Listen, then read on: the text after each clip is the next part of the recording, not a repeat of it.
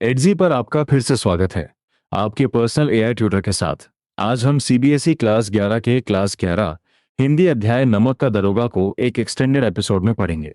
ये लगभग 30 से 60 मिनट की शांत गहरी रिवीजन जर्नी है, इसलिए नोटबुक हो तो पास रखिए, लेकिन आप इसे केवल सुनकर भी कॉन्सेप्ट्स रिवाइज कर सकते हैं। मैं हूं गौरव और मेरे साथ हैं स्वाति। एक बार जयपुर की छात्रा अनन्या ने कहा था कि उसे कहानी याद तो थी, पर धन और धर्म का अर्थ लिखते समय उत्तर बिखर जाता था। आज हम उसी तरह की कंफ्यूजन को स्टेप बाय स्टेप सुलझाएंगे।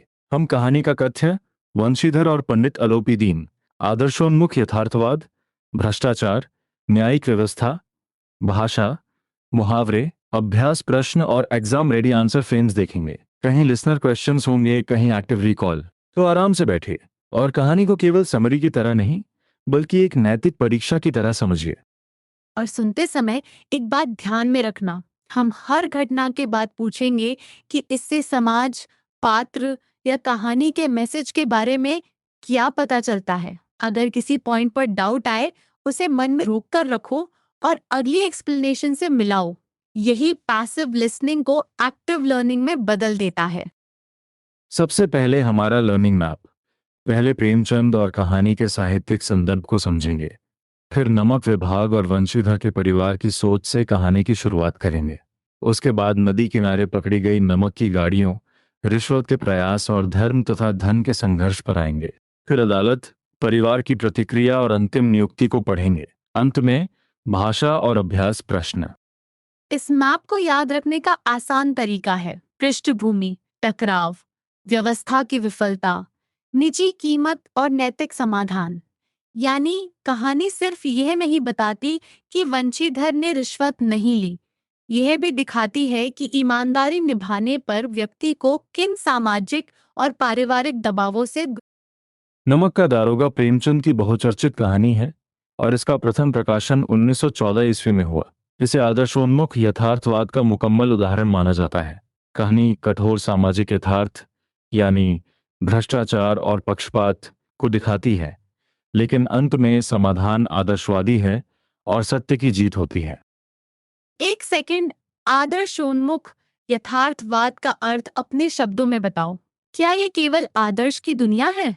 नहीं, इसमें कटु यथार्थ को छिपाया नहीं जाता, पर कहानी समस्याओं और अंतर्विरोधों को अंततः एक आदर्शवादी मनोवांछित समाधान तक ले। बिल्कुल, कहानी में ईमानदार व्यक्ति अकेला पड़ता है, अदालत धन के प्रभाव में झुकती है और वंशीधर को नौकरी से मुअत्तल किया जाता है। ये यथार्थ का कठोर पक्ष है, लेकिन अंत में अलोपीदीन का अपराध बोध जागता है और वही वंशीधर को ऊंचे वेतन पर अपनी जायदाद का स्थायी मैनेजर नियुक्त करते हैं। यही आदर्शोन्मुख समाधान है। प्रेमचंद का साहित्यिक महत्व भी इसी संदर्भ में समझो। वे कहानी और उपन्यास को कल्पना और रोमानियत के धुंधलके से निकालकर यथार्थ की ठोस जमीन पर लाने वाले प्रमुख रचनाकार माने जाते हैं। उनकी हिंदुस्तानी यानी हिंदी और उर्दू के साझा रूप वाली भाषा ने कहानी को बोलचाल और सामाजिक जीवन से जोड़ा।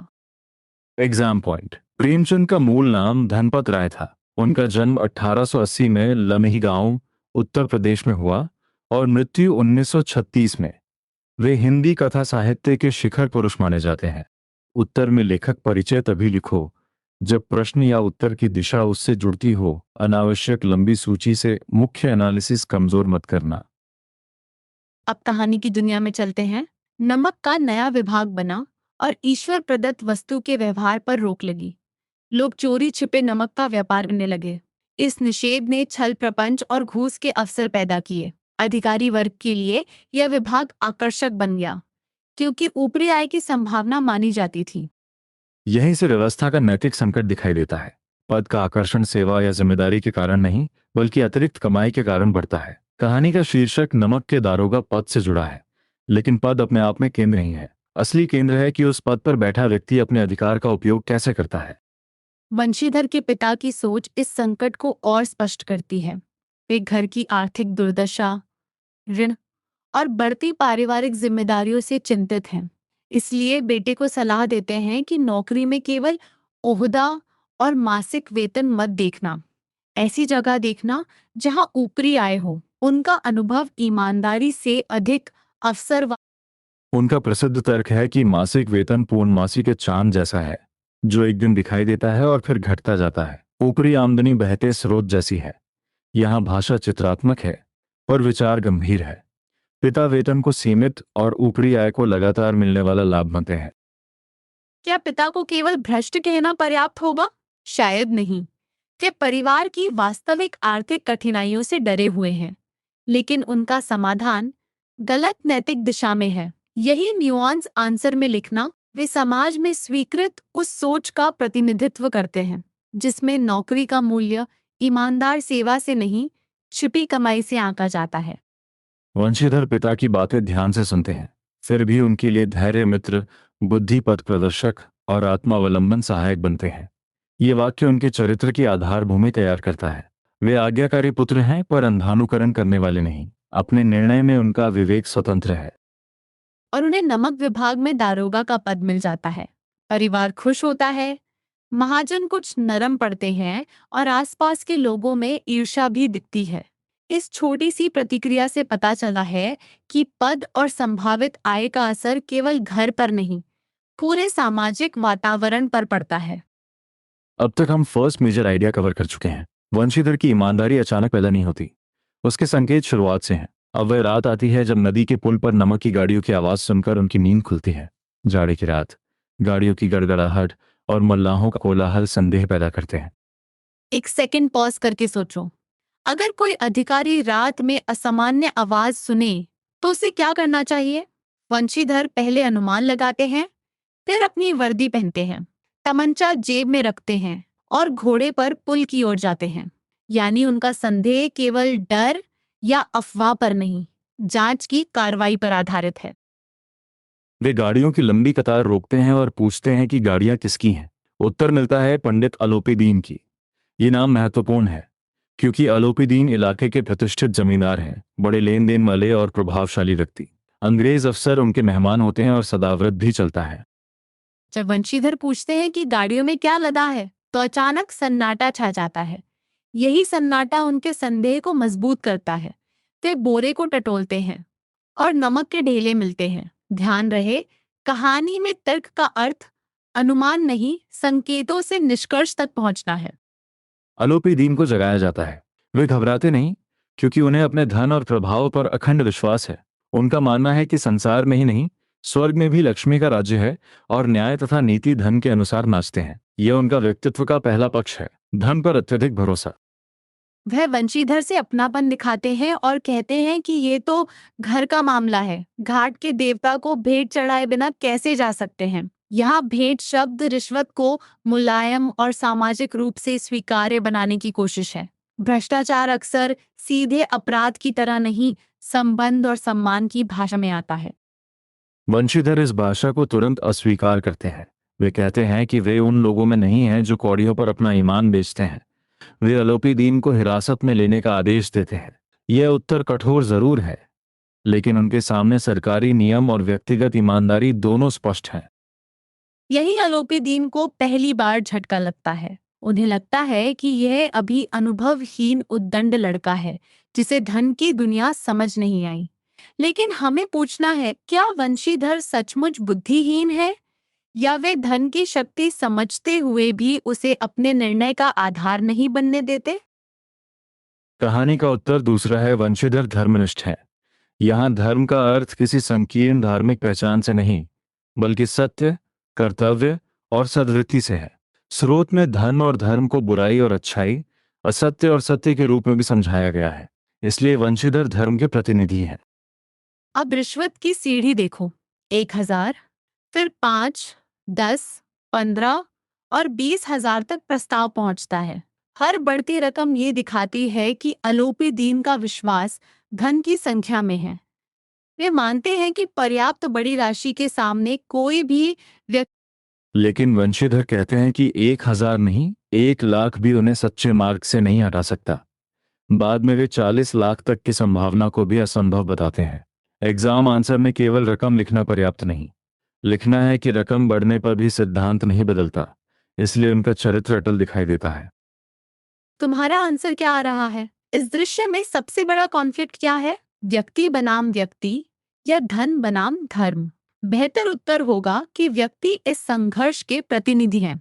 अलोपीदीन धन, प्रभाव और असत्य की शक्ति खाते हैं। वंशीधर सत्य, कर्तव्य और नैतिक दृढ़ता का प्रतिनिधित्व करते हैं। अंततः अलोपीदीन मूर्छित होकर गिर पड़ते हैं। स्रोत इसे इस तरह रखता है कि धर्म ने धन को पैरों तले कुचल दिया। यह रूपक है। शारीरिक विजय नहीं, नैतिक विजय हुई है। इस बिंदु पर वंशीधर घटना को रोकते हैं, लेकिन सामाजिक व्यवस्था का संघर्ष अभी समाप्त नहीं हुआ। यहाँ एक छोटा एक्टिव रिकॉल। 3 कीवर्ड्स बोलो। रिश्वत, अटलता, प्रतिनिधित्व। रिश्वत अलोपीदीन के प्रयास को, अटलता वंशीधर के चरित्र को और प्रतिनिधित्व धन तथा धर्म के बड़े विचार को जोड़ता है। अगर ये तीनों याद है तो इस घटना का आधा एनालिसिस। अब हम अदालत की ओर बढ़ते हैं। बाहर की दुनिया पंडित जी की गिरफ्तारी पर चर्चा करती है। लोग उनकी निंदा करते हैं, लेकिन विडंबना यह है कि निंदा करने वालों में वे लोग भी हैं जो अपने अपने स्तर पर गलत लाभ लेते हैं। कहानी इस सामाजिक पाखंड को बहुत तीखे ढंग से सामने लाती है। उदाहरण याद रखो।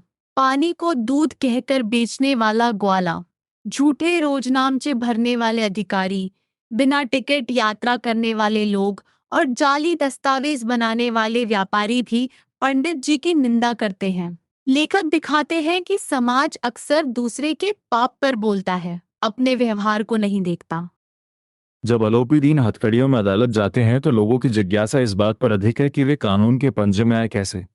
ये प्रश्न अपराध की गंभीरता से ज्यादा धन की शक्ति पर समाज के विश्वास को दिखाता है। यानी लोग मानते हैं कि धनवान व्यक्ति कानून से ऊपर रह सकता है। एक कॉमन कंफ्यूजन यहाँ होती है। क्या भीड़ सच में न्याय के पक्ष में थी? नहीं, भीड़ का व्यवहार तमाशा देखने और टिप्पणी करने वाला है। सहानुभूति भी जल्दी अलोपीदीन की ओर चली जाती है, क्योंकि अधिकारी, अमले, वकील और अन्य कर्मचारी उनके प्रभाव में हैं। सामाजिक स्वीकृति भ्रष्टाचार को मजबूत करती है। अदालत में धर्म और धन का युद्ध कहा गया है। वंशीधर के पास सत्य के अतिरिक्त कोई बल नहीं, गवाह हैं पर लोभ से डामाडोल। इसके विपरीत अलोपीदीन के पास वकीलों की सेना और प्रभाव है। यह तुलना न्यायिक व्यवस्था की असमान शक्ति संरचना को स्पष्ट करती है। डिप्टी मजिस्ट्रेट का निर्णय भी विडंबना से भरा है। वे प्रमाणों को निर्मूल और भ्रमात्मक बताते हैं।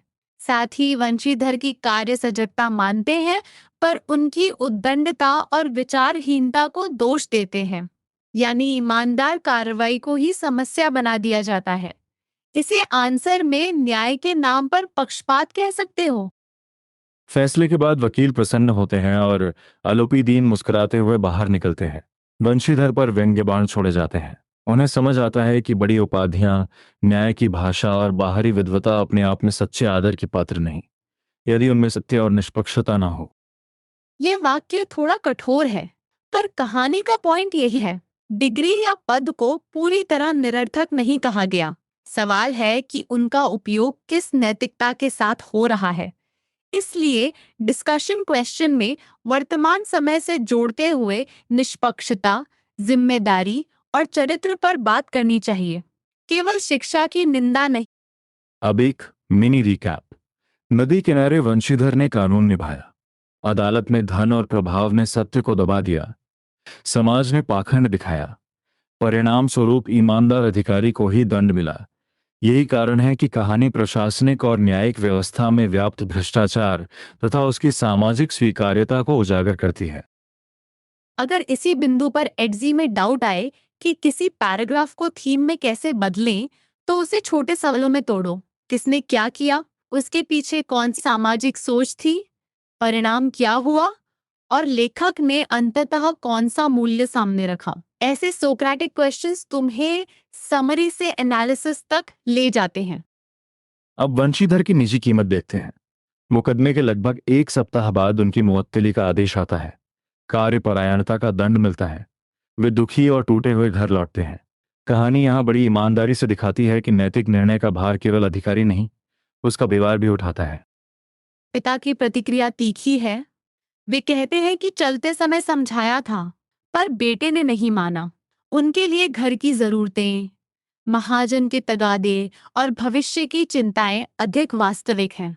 यह प्रतिक्रिया भ्रष्टाचार का समर्थन करते हुए भी सामाजिक दबाव और आर्थिक विवशता की तस्वीर सामने लाती पिता का वाक्य पढ़ना लिखना सब अकारत गया भी इसी संदर्भ में है। उन्हें लगता है कि शिक्षा ने बेटे को व्यवहारिक लाभ नहीं दिया क्योंकि वह ऊपरी आय लेना नहीं सीख पाया।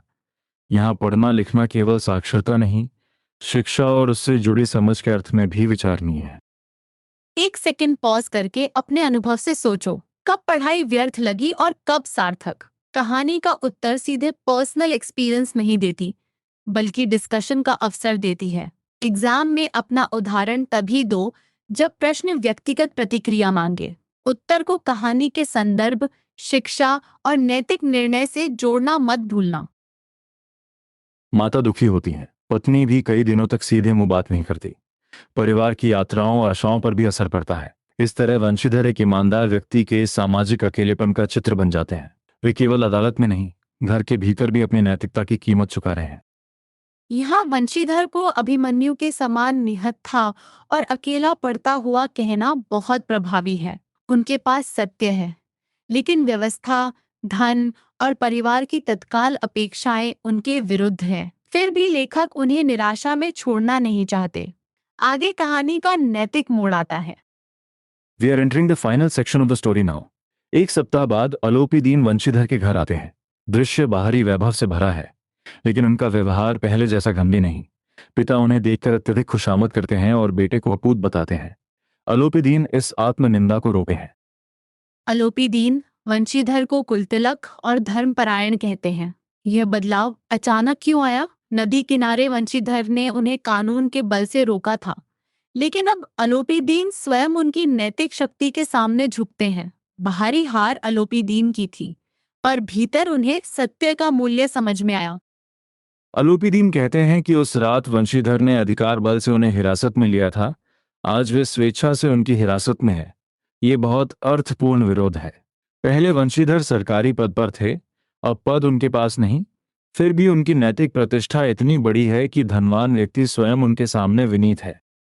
फिर वे स्टाम्प लगा हुआ पत्र निकालते हैं और वंशीधर को अपनी सारी जायदाद का स्थायी मैनेजर नियुक्त करते हैं। 6,000 वार्षिक वेतन, अलग रोजाना खर्च, घोड़े, बंगला और नौकर चाकर जैसी सुविधाएं भी दी जाती हैं। ये नियुक्ति केवल नौकरी का प्रस्ताव नहीं, वंशीधर के चरित्र की स्वीकृति है।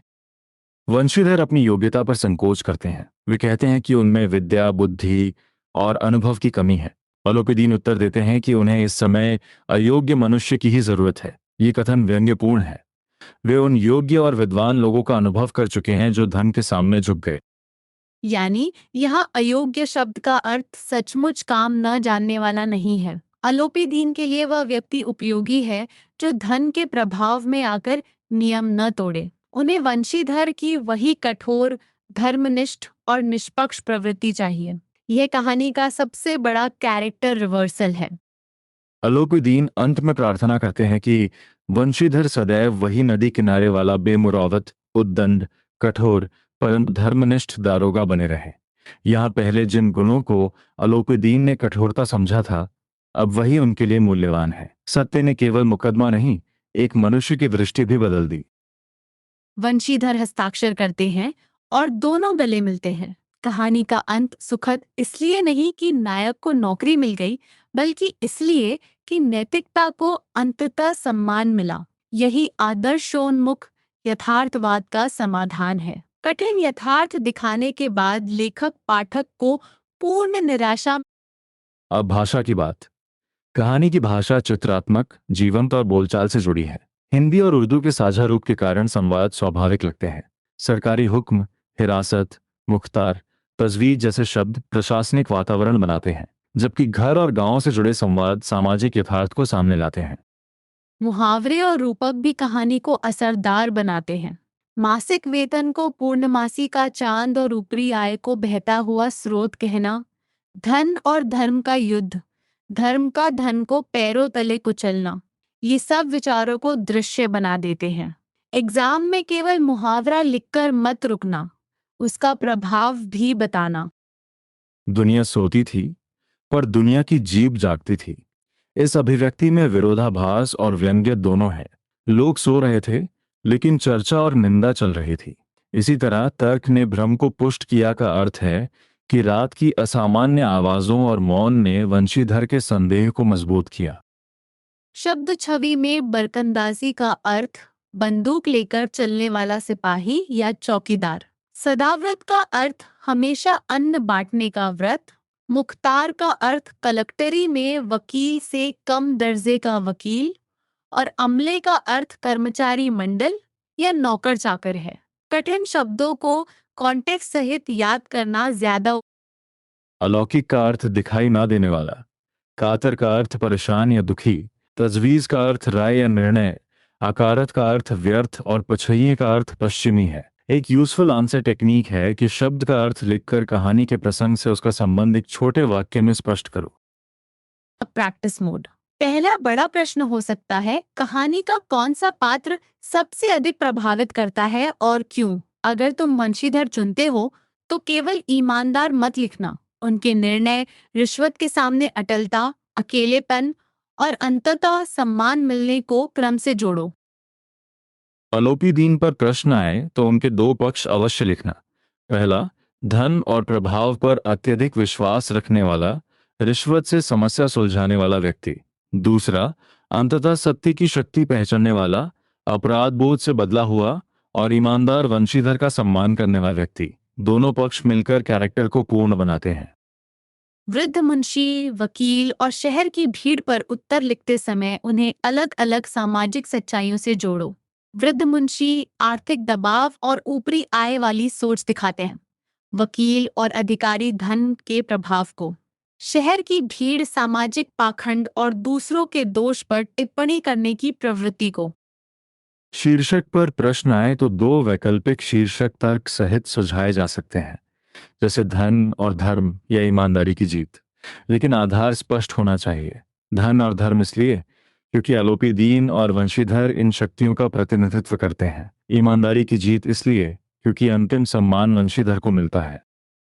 अंत में अलोपी दीन ने वंशीधर को मैनेजर क्यों बनाया, यह तर्क सहित पूछ सकते हैं। उत्तर में लिखो कि वंशीधर को खरीदना संभव नहीं हुआ। उनकी धर्मनिष्ठा ने अलोपी दीन को प्रभावित किया, अपराध बोध जागा और उन्हें अपनी जायदाद के लिए ऐसे व्यक्ति की जरूरत लगी जो धन से न बिके। एक महत्वपूर्ण विचारात्मक प्रश्न है, क्या वंशीधर का आलोपी दीन के यहाँ नौकरी स्वीकार करना उचित था? कहानी इसे नैतिक पराजय नहीं मानती, क्योंकि नियुक्ति ईमानदारी को सम्मान देने के बाद हुई है। फिर भी विद्यार्थी अपना मत दे सकते हैं। तर्क ये होना चाहिए कि वे अब भी अपने सिद्धांतों से समझौता ना करें। और अगर पूछा जाए कि तुम वंशीधर की जगह होते तो क्या करते, तो पहले निर्णय बताओ, फिर दो कारण। उदाहरण के लिए नौकरी स्वीकार करता पर स्पष्ट नियम और निष्पक्षता बनाए रखता, या स्वीकार न करता यदि निजी स्वतंत्रता को प्राथमिकता देता। दोनों में कहानी के मूल कॉन्फ्लिक्ट से जुड़ा तर्क आवश्यक है। एडजी में इस चैप्टर को रिवाइज करते समय तुम इसी तरह अपने लिए 3 छोटे चैलेंजेस बना सकते हो। एक कैरेक्टर कंपैरिजन, एक थीम एक्सप्लेनेशन और एक कोटेशन का अर्थ। किसी एग्जैक्ट डाउट को सोक्रेटिक सवालों में तोड़कर हल करना एक्टिव रिकॉल को मजबूत करेगा। उद्देश्य आंसर याद करना नहीं, आंसर बनाना सीखना है। अब फाइनल रिकैप शुरू करते हैं। पहली बात, नमक विभाग का वातावरण भ्रष्टाचार और ऊपरी आय की सामाजिक स्वीकृति दिखाता है। दूसरी, वंशीधर धर्म, सत्य और ईमानदार कर्तव्य के प्रतिनिधि हैं। तीसरी, अलोपी दीन धन, प्रभाव और पहले असत्य के प्रतिनिधि हैं, लेकिन अंततः सत्य से प्रभावित हो। चौथी बात, नदी किनारे रिश्वत का अस्वीकार कहानी का केंद्रीय टकराव है। पांचवी, अदालत और भीड़ सामाजिक तथा न्यायिक भ्रष्टाचार की व्यापकता दिखाते हैं। छठी, वंशीधर को मुअत्तली और पारिवारिक असहमति झेलनी पड़ती है। सातवीं, अंत में उन्हें ऊंचे पद पर नियुक्त किया जाना आदर्शोन्मुख यथार्थवाद और सत्य की विजय को दिखाता है। एक कॉमन मिस्टेक याद रखो, कहानी को केवल ईमानदारी बनाम बेईमानी की सरल कहानी मत लिख देना। इसमें व्यवस्था का भ्रष्टाचार, उसकी सामाजिक स्वीकार्यता, परिवार का आर्थिक दबाव, अलोपी दीन का परिवर्तन और भाषा का व्यंग्य भी शामिल है। ये लेयर्स तुम्हारे उत्तर को समरी से इंटरप्रिटेशन बनाती हैं। अब तुम्हारा कॉन्क्रीट चैलेंज, बिना पुस्तक देखे 5 वाक्यों में कहानी का कथ्य लिखो। फिर वंशीधर और आलोपी दीन के 2-2 गुण लिखो। अंत में आदर्शोन्मुख यथार्थवाद की परिभाषा और कहानी से उसका एक प्रमाण दो। अपने उत्तर में सत्य, धन, धर्म, भ्रष्टाचार और सामाजिक पाखंड जैसे कीवर्ड्स का अर्थपूर्ण उपयोग करना। और सोचो, अगर कहानी अदालत के फैसले पर समाप्त हो जाती तो उसका प्रभाव कैसा होता? क्या तब हम निराश होते? प्रेमचंद का अंतिम प्रसंग हमें बताता है कि कठोर यथार्थ को दिखाने के साथ मानव चरित्र और सत्य पर विश्वास बचाए रखना भी साहित्य का उद्देश्य हो सकता है। इस सवाल पर अपना छोटा पैराग्राफ जरूर लिखना। आज हमने नमक का दरोगा को केवल पढ़ा नहीं, उसके भीतर चल रहे धन और धर्म के संघर्ष को समझा। याद रखिए, सबसे मजबूत उत्तर वही होगा जिसमें घटना, पात्र, सामाजिक सच्चाई और लेखक का संदेश एक दूसरे से जुड़े हों। अपनी चैलेंज राइटिंग पूरी कीजिए और जहां कोई एग्जैक्ट डाउट अटके, एडजी को अपने स्टडी फ्लो का साथी बनाइए। मैं गौरव और स्वाति की ओर से आपको बहुत शुभकामनाएं। शांत मन से रिवाइज कीजिए, ईमानदार रीजनिंग के साथ लिखिए और अगली पढ़ाई में फिर मिलते हैं।